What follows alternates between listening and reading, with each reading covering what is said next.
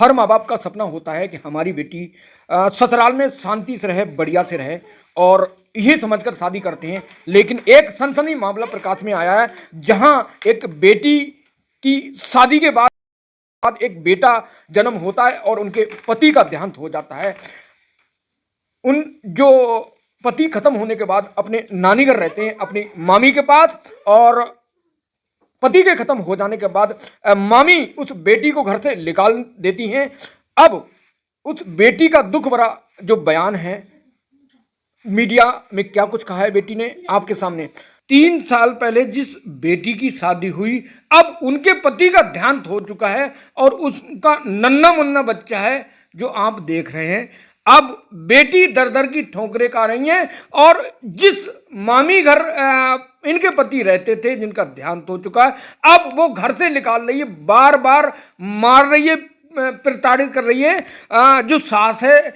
और बेटी ने थाने में तहरीर दी है और पुलिस ने मामले को समझौता करने की कोशिश की, फिर भी जो सास है वो घर में रखने को तैयार नहीं है। अब बेटी से बर्जन जानते हैं, माँ बाप परेशान हैं कि आखिर बेटी को कैसे सेटल किया जाए, क्योंकि एक बार जब शादी की तब काफ़ी धन दिया था, सामान दिया था, दहेज दिया था, लेकिन अब वो दहेज भी नहीं मिल रहा है और वो महिला जो लड़की की सास है वो घर में रहने नहीं दे रही है। जानते हैं बेटी से और उनके माँ बाप से पूरे मैटर को।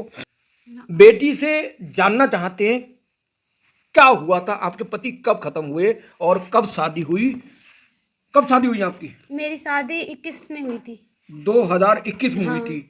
अब आपका पति खत्म हो चुके हैं और आपके सामने समस्या क्या है? मेरे पति अब से लगभग 3 माह पहले ख़त्म हुए थे।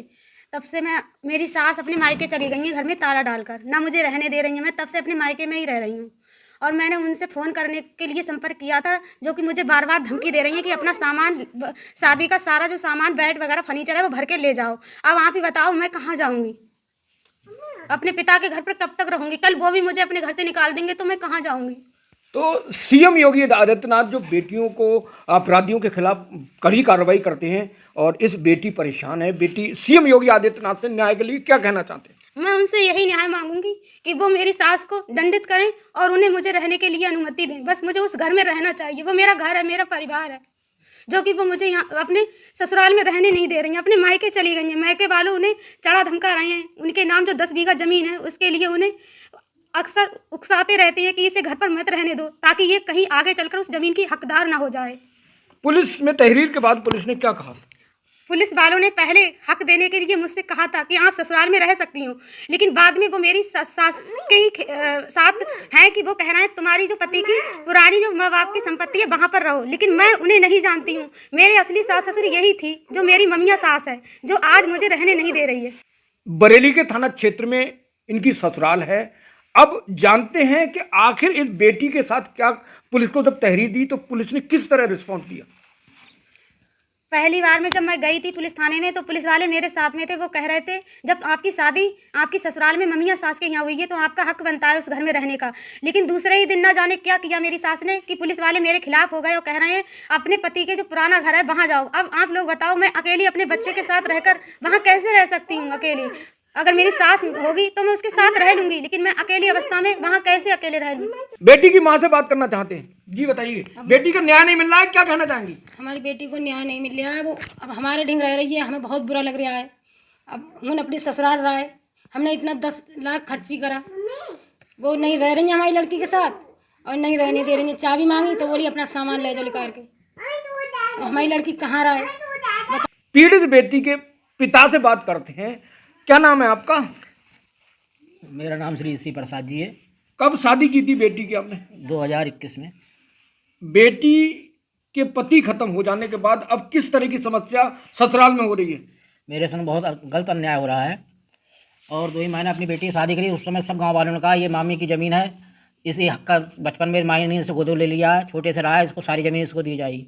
और जब वो मेरे दामाद ख़त्म हो गए, अब मामी उसकी लड़की की अपने मैके भाग गई है। अब कुछ अधिकार नहीं दे रही है और कह रही है अपने घर जाओ लड़की से मेरी, और ताला मार कर चली गई है। सर मेरे यार बहुत गलत न्याय हो रहा है।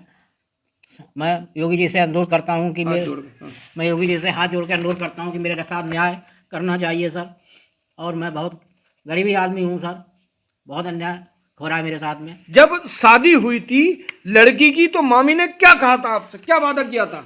जब शादी हुई थी मामी ने तो 7 बीघा ज़मीन उस लड़के के नाम में कराई थी और बाकी 10 बीघे का वसीयत कराया था। और बोले जब हम गए तहसील में तो उसने कहा 7 बीघा ज़मीन ये मैं इस लड़के को दे रही हूँ और बाकी वसीयत करा रहा हूँ, आगे कोई इस ज़मीन का हक किसी को नहीं होना चाहिए और ये मोहित की ज़मीन हक होगा।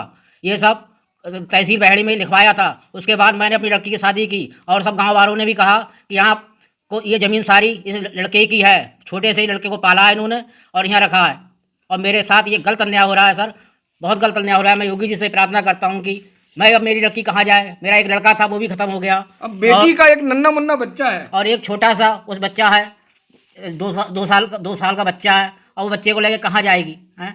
सर मैं योगी जी से हाथ जोड़ के प्रार्थना करता हूँ कि सर मेरे साथ गलत हो रहा है, मुझे न्याय चाहिए। थाने गए, थाने में भी पहले तो पुलिस वालों ने कहा लड़की का हक होता है, उन्होंने पैसे देकर पुलिस को और कहा, पुलिस को पैसे दिए, फिर पुलिस ने हमारी कोई भी नहीं सुनी। ठीक है, धन्यवाद।